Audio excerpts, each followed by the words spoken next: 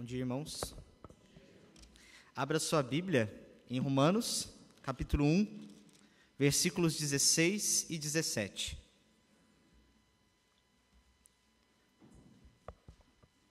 Romanos, capítulo 1, versículos 16 e 17.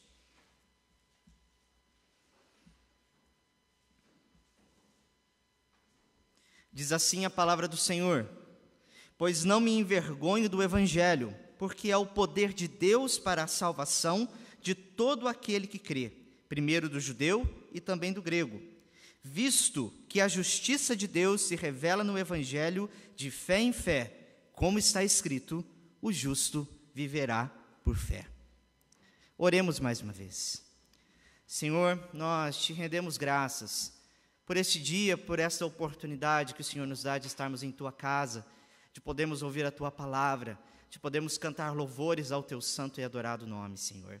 Peço que o Senhor nos conduza nesse instante, ó Deus, iluminando o nosso entendimento, para que, ao lermos esse tão precioso texto da Tua palavra, nós sejamos por ele, Senhor, edificados, santificados pelo Senhor Jesus nesse instante. Nós te agradecemos em nome de Jesus Cristo. Amém. Irmãos, eu acredito que todos nós sabemos que o grande tema deste ano para nós, presbiterianos, reformados, são ali os 500 anos da Reforma Protestante. Nessa próxima terça-feira, dia 31 de outubro, nós completaremos ali 500 anos da Reforma Protestante.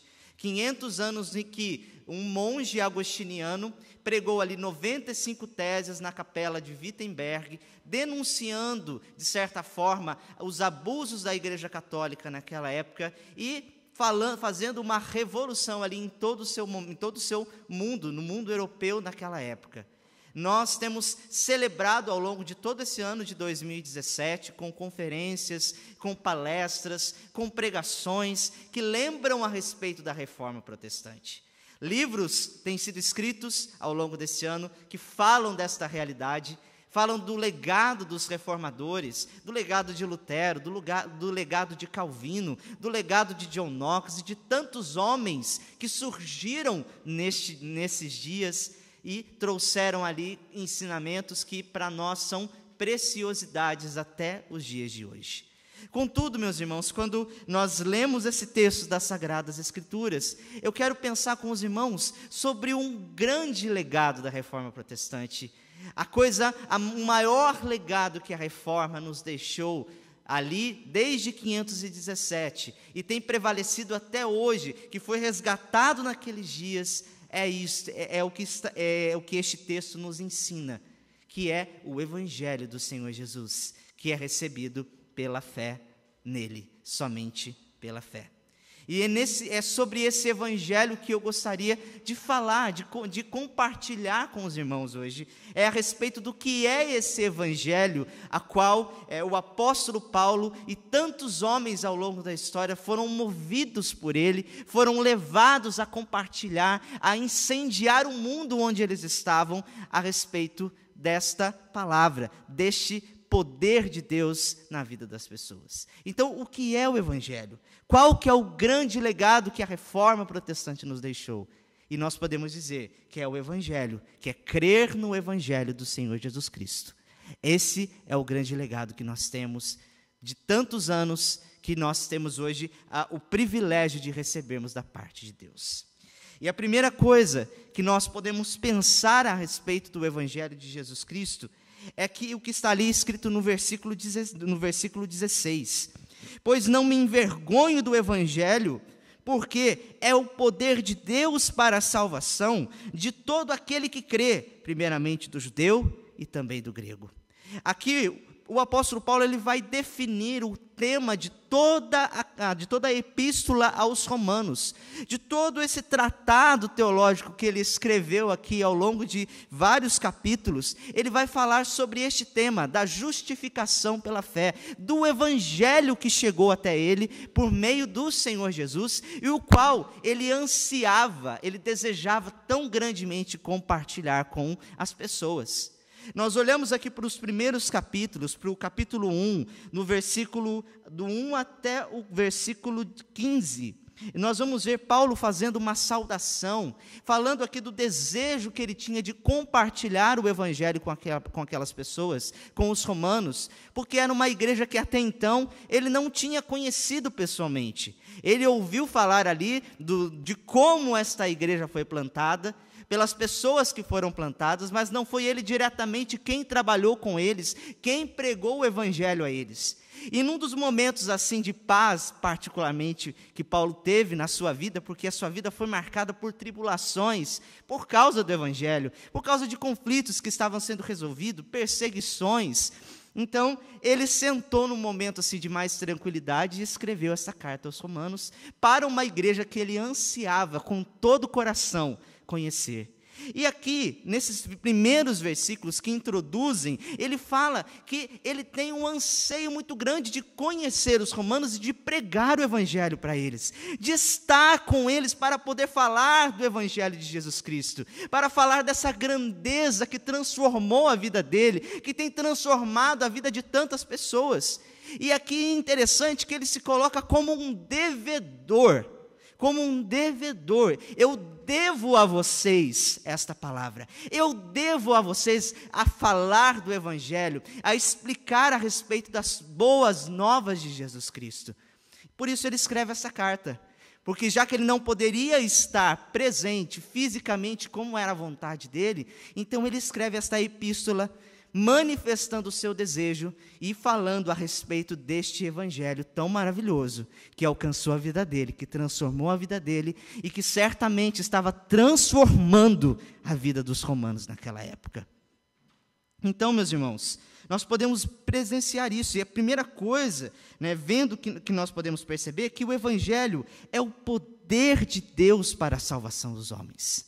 Paulo, ele entendia que esse evangelho não era uma mera mensagem de filosofia, uma coisa que ele poderia compartilhar, uma sabedoria que ele compartilhava, como os gregos compartilhavam entre si, como eles falavam nos seus discursos de oratória, mas era o poder verdadeiro de Deus para transformar, para salvar a vida do homem. Por isso ele se considera como um devedor.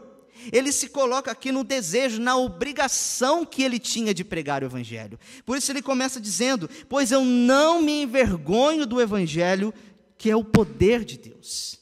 Eu não me envergonho desse evangelho. Eu sou devedor, tanto a grego quanto a bárbaro, como ele vai dizer no versículo 15, quanto a sábios, quanto a ignorantes. Eu devo essa pregação do evangelho de Jesus Cristo a todas as pessoas. Todas as pessoas precisam ouvir.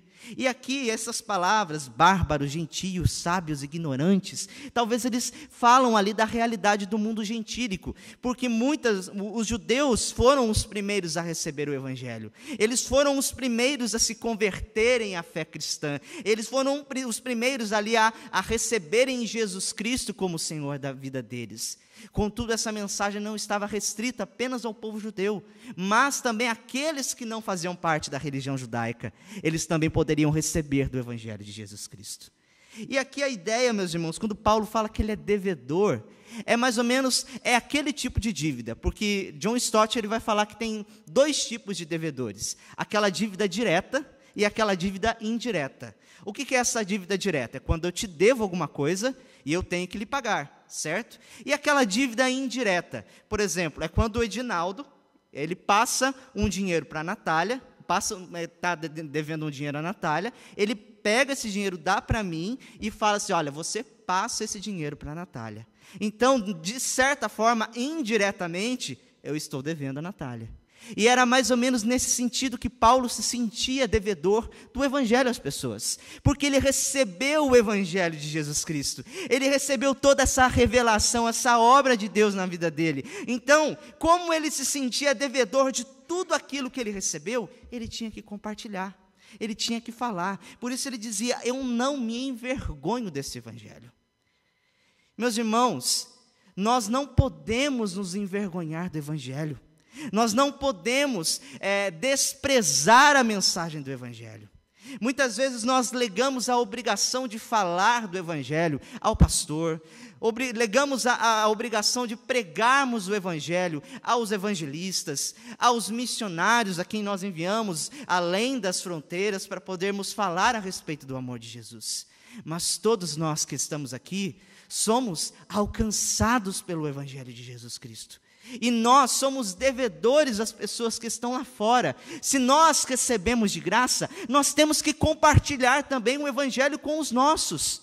Nós não podemos limitar a ação missionária, nós não podemos limitar a ação evangelística a apenas a alguns oficiais, algumas pessoas da igreja, mas nós temos que compartilhar desse Evangelho.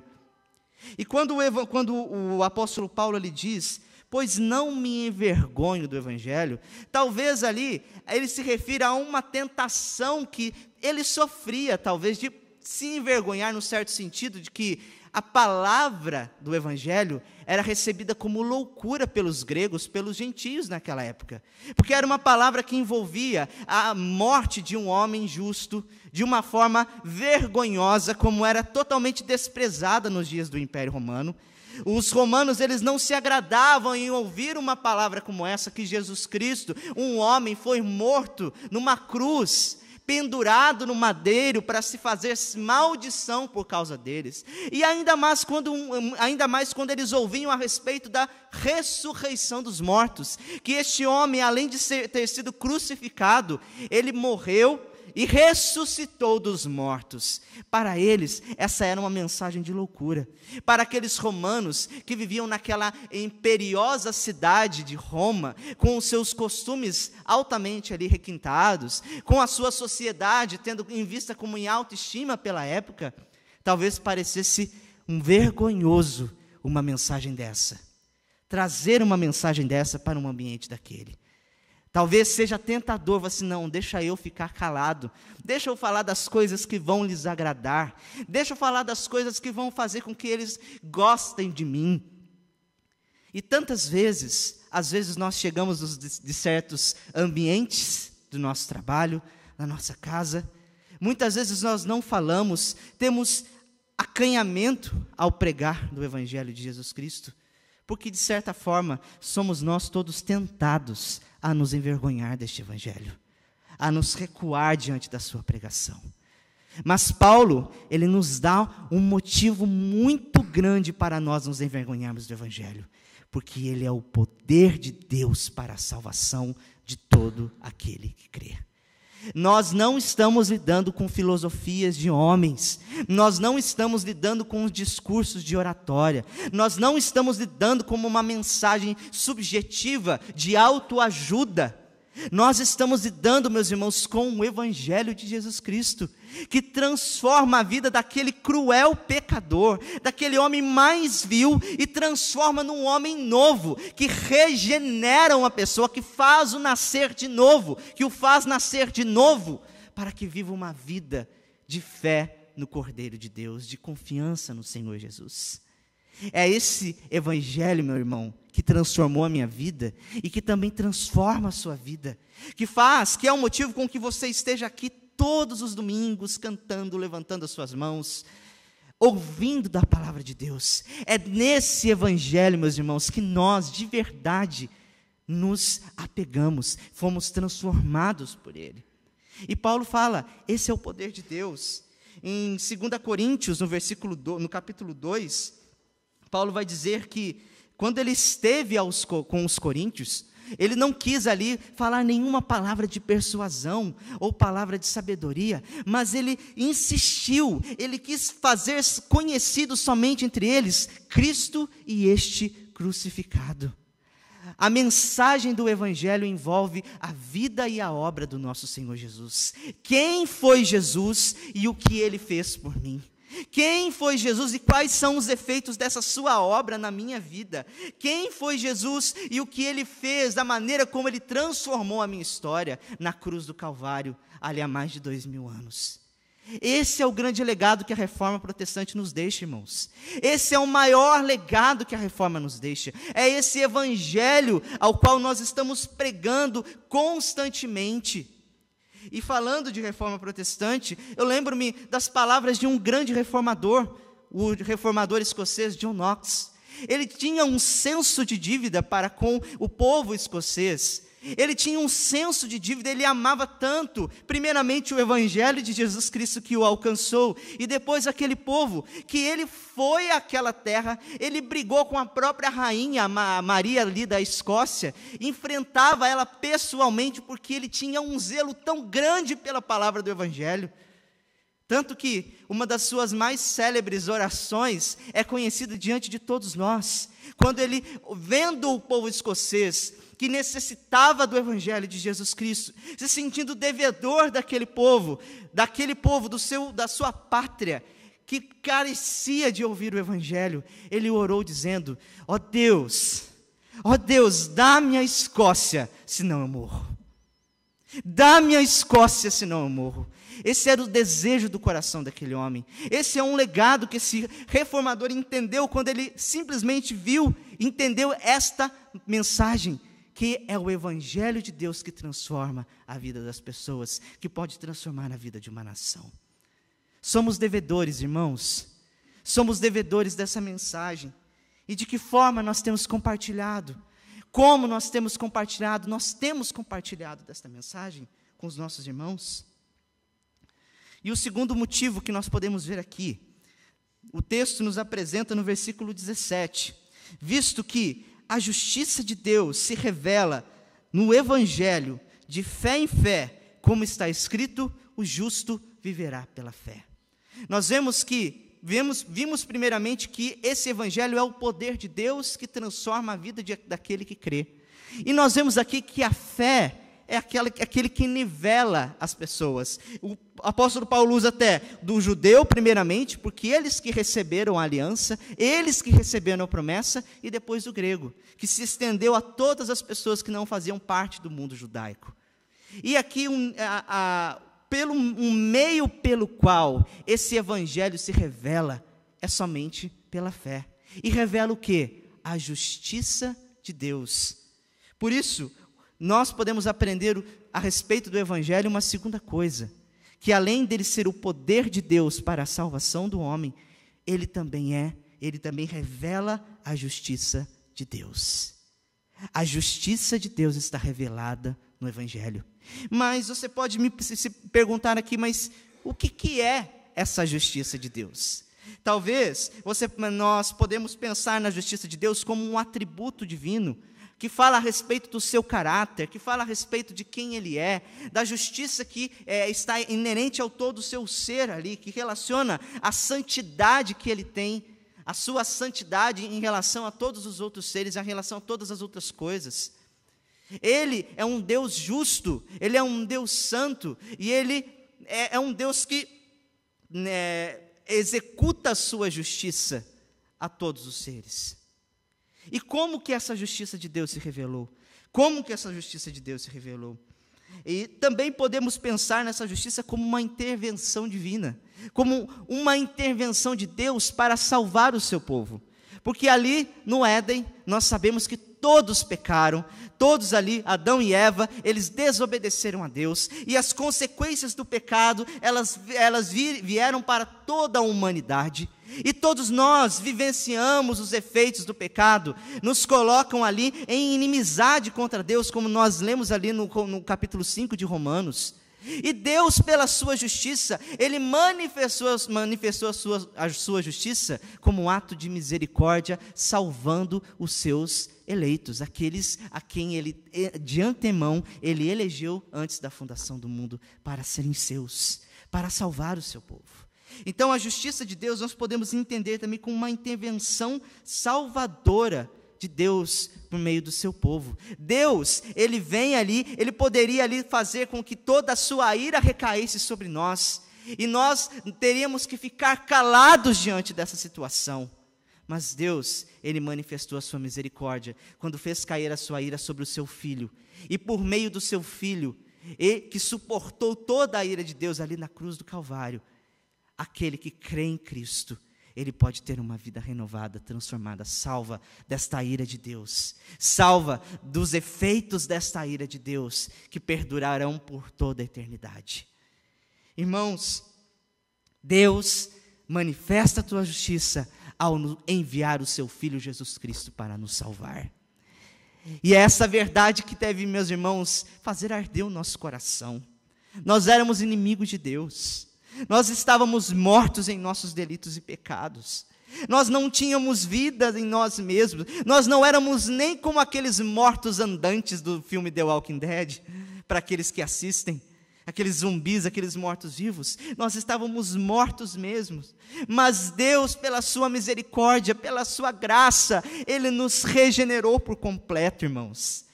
Ele nos transformou ali, foi um poder que veio dEle, por causa da obra que Cristo fez na cruz do Calvário. Porque agradou a Deus fazer moer o seu Filho na cruz do Calvário, para entregá-lo para a nossa salvação, para que nós pudéssemos ser reconciliados, sermos redimidos, sermos resgatados. O preço alto foi pago na cruz do Calvário, para que pudéssemos ter relacionamento com Deus de verdade, por meio do seu Filho Jesus Cristo. E essa é a grande verdade que move o nosso coração, meus irmãos. Essa é a conquista divina. Ele nos conquistou para si.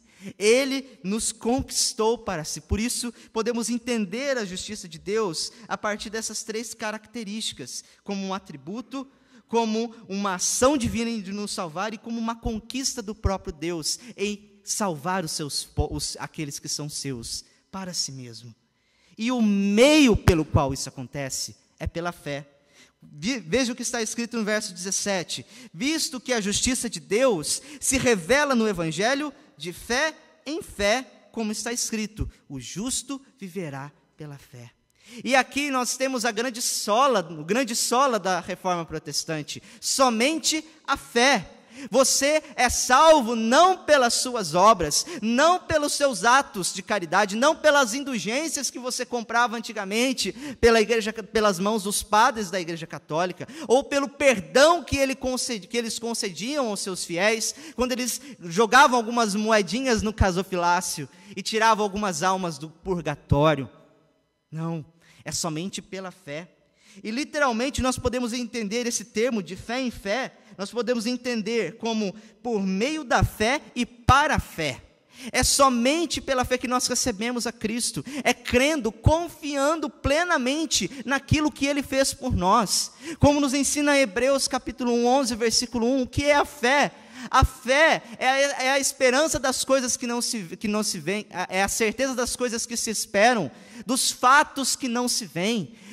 A nossa fé não é baseada em coisas subjetivas, experiências pessoais, mas ela é inspirada, ela é baseada naquilo que é objetivo, naquilo que Cristo fez por nós, naquilo que Deus revela por meio da sua palavra, porque é por meio da fé que nós cremos que as coisas foram criadas, que o mundo foi criado em 6 dias, que Deus criou a terra, o universo, tudo em 6 dias. É por meio da fé que nós recebemos a obra de Jesus Cristo, que aquilo que Cristo fez por nós na cruz do Calvário.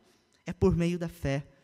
Por isso Martinho Lutero, quando ele estava passando por um momento terrível de crise existencial, ele estava lá no monastério agostiniano, vivendo crises, dilemas terríveis na sua vida, zangado com Deus, dizendo assim, esse Deus que está aqui, que eles me apresentam, que a igreja me apresenta, não é um Deus de verdade, ele é um Deus irado, eu não gosto desse Deus. Mas até que o seu tutor falou assim, meu filho, volta ali para as Escrituras, começa a ler. E foi os momentos de leitura do texto de Romanos, que os olhos de Martinho Lutero se abriram, quando ele vivia uma crise espiritual, uma crise existencial tão grande naquele monastério. Ele vivia ali limpando, esfregando o chão daquele monastério, para poder de alguma forma se encontrar apto para se apresentar diante de Deus. E ele via que aquilo não resultava em nada, as coisas que ele fazia não resultavam em nada, as obras que ele fazia, os terços que ele rezava, as coisas que ele confessava, não valia de nada. Até que ele entendeu que é somente pela fé. Aí os olhos dele se abriram para ver a realidade de si mesmo e a realidade do seu povo, quanto o seu povo estava perdido. Foi a partir deste versículo, meus irmãos, lido ali à luz de velas, em determinado momento, que a Reforma Protestante ganhou o seu grande avanço, que ela aconteceu primeiro na vida de um homem, e foi acontecendo na vida de milhares, e tem acontecido na nossa vida nos dias de hoje. Somente pela fé. É pela fé no Cordeiro de Deus. Ele ainda aqui cita o texto de Abacuque 2, versículo 4. Porquanto ele disse assim, o Paulo está dizendo, citando o versículo de Abacuque, porquanto está escrito, o justo viverá por fé. Isso foi dito nos dias do profeta Abacuque, nos dias em que o profeta Abacuque estava mostrando que viria uma grande assolação sobre o povo de Israel, que o povo de Israel seria levado ao cativeiro, que eles passariam por dias difíceis por causa do pecado, por causa da idolatria que eles tinham cometido, mas eles seriam salvos desse cativeiro, confiando plenamente em Deus, em seu Deus, que os livraria, mesmo passando por todas aquelas situações. E Paulo traz esse versículo para a realidade dos romanos, para dizer que a vida do cristão é marcada pela confiança, pela fé em todo o tempo. A nossa vida é marcada pela fé em todo o tempo, naquilo que Deus fez por nós na cruz do Calvário. Meus irmãos, nós confiamos em Deus. Você confia de verdade em Jesus Cristo? Você confia naquilo que Ele fez por você na cruz do Calvário? O seu pensamento tem sido ocupado por essa realidade, pelo amor que Deus tem para com você, pelo amor que Deus, pelo grande amor de Deus que o alcançou? Você confia no Evangelho? Você crê naquilo que Jesus Cristo fez? Você entende que não são pelas suas obras, não são pelo seu muito fazer. As suas obras, na verdade, são uma mera consequência, uma boa consequência da fé que opera no seu coração. Se você é salvo pela fé, você produz boas obras como uma consequência da fé que alcançou a sua vida, que foi dada por Deus a você. Uma fé que veio de Deus para a sua vida. A fidelidade de Deus alcançou você e você tomou posse, vamos dizer assim. Talvez essa palavra não seja muito bem quista no nosso meio, mas você tomou posse pela fé daquilo que Deus fez por você, daquilo que Cristo fez por você na cruz do Calvário. Você crê em Jesus Cristo? Você crê na palavra do nosso Deus? Você crê no Evangelho de Jesus? Você crê que nesse Evangelho que é o poder de Deus e que revela a salvação, que revela a justiça de Deus? Você compartilha com os seus familiares desse Evangelho? Com seus amigos, com seus vizinhos? Ou você se envergonha dele? Ou você se esconde? Ou você se coloca numa posição em que você não quer ser conhecido como cristão, como um discípulo de Jesus Cristo, porque você não quer falar do Evangelho de Jesus? Como que você pensa a sua vida à luz do Evangelho? Como que o Evangelho, ele vai definir a sua vida por completo? Se nos dizemos reformados, meus irmãos, se nos dizemos cristãos que abraçamos os pressupostos da reforma, o Evangelho, então, está na raiz de todos esses pressupostos. É Ele que move a nossa vida, é Ele que move a nossa história. Como que você pensa a igreja a partir do Evangelho? As programações que nós fazemos é para compartilhar do Evangelho? As coisas que nós fazemos dentro dos nossos departamentos, as programações, ela traz essa intencionalidade de pregar, de compartilhar o Evangelho com o nosso próximo? Esse poder que transforma a vida das pessoas? Como você pensa? Você está engajado na propagação do Evangelho? Você se engaja com a sua vida, com o seu suor? Você está lá não apenas orando pelos aqueles que estão indo, para aqueles que estão pregando, mas você prega também ativamente.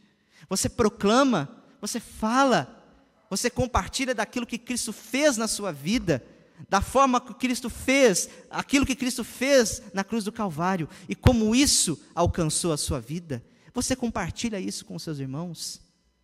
Esse é o maior legado que a Reforma Protestante pode nos deixar. Voltarmos para o Evangelho. Voltarmos para um evangelho que estava lá, totalmente abandonado, esquecido. As pessoas daquela época não conheciam, as pessoas daquela época não conheciam o verdadeiro evangelho de Jesus Cristo.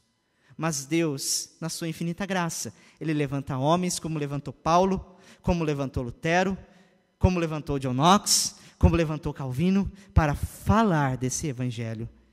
E é um motivo maior de estarmos aqui todos os domingos, de existirmos nesse tempo, de existirmos como igreja, é esse evangelho de Jesus Cristo. E eu termino aqui, meus irmãos, com uma oração escrita pelo João Calvino a respeito do evangelho, mostrando o seu desejo de que o evangelho chegasse a todas as pessoas.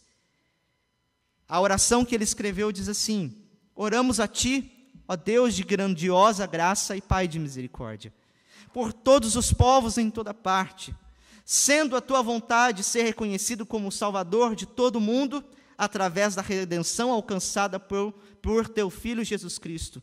Concede que aqueles que ainda estão afastados do conhecimento dele, nas trevas e no cativeiro do erro e da ignorância, sejam trazidos pela iluminação do teu Espírito Santo e a pregação do teu evangelho ao caminho justo da salvação, que é conhecer a ti, o Deus, único Deus verdadeiro, e a Jesus Cristo, a quem enviaste.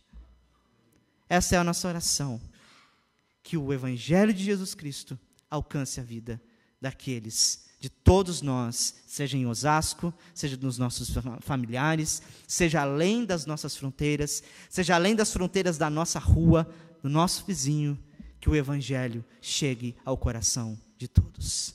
Oremos esse instante.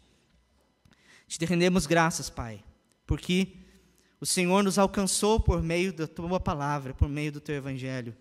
E este é o maior legado que nós recebemos dos nossos pais, ó Deus, e lembrando dos 500 anos de reforma protestante, queremos que o evangelho do Senhor Jesus Cristo esteja enraizado no nosso coração de todas as formas, meu Pai.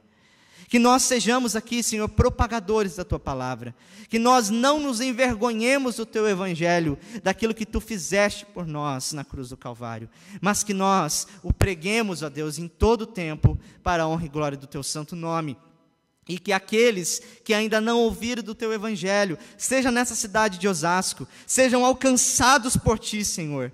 Traga, Senhor Deus, os teus filhos até este lugar, ó Deus. Leva-nos até eles, ó Deus, para que nós possamos falar do teu amor, da tua maravilhosa graça, Senhor, em todo tempo. Que eles ouçam daquilo que tu fizeste, e Senhor Deus, e eles sejam então transformados, como nós também fomos transformados. Esta é a nossa oração, que nós fazemos em nome do teu Filho Jesus Cristo. Amém.